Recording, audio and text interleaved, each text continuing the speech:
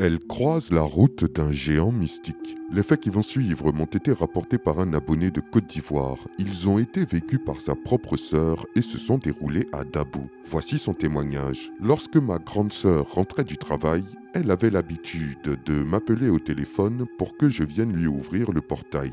Elle le faisait à chaque fois qu'elle était à environ 20 ou 30 mètres de la maison, pour ne pas qu'elle attende seule dans la nuit devant la porte par souci de sécurité. Un soir, elle m'a appelé comme d'habitude. Je suis sorti pour venir lui ouvrir. C'est alors que je la vois escaladant la clôture, chose qu'elle ne fait jamais. Je lui demande de descendre, car j'étais déjà là pour lui ouvrir. Elle ne m'écoutait pas. On pouvait lire un sentiment de panique et de peur sur son visage. En essayant de descendre, elle s'est grièvement blessée au poignet, puisqu'il y avait des morceaux de bouteilles cassés sur la clôture, comme dans de nombreuses maisons africaines. Elle a tellement saigné qu'on l'a envoyée à l'hôpital de Dabou, qui se situait non loin de la maison. Au début, j'ai cru qu'on voulait l'agresser. C'est à son retour à la maison que je lui ai demandé pourquoi elle n'a pas attendu que je vienne lui ouvrir la porte. Cette dernière me dit alors que c'est parce qu'elle avait vu ce géant mystique qu'on appelle Azamangangan, arrêté devant une maison inachevée qui se situait juste à quelques mètres de notre cour. Elle dit qu'elle l'a vu et il commença à grandir et grandir de façon démesurée jusqu'à ce qu'elle ne puisse voir que ses chevilles. Jusqu'à présent,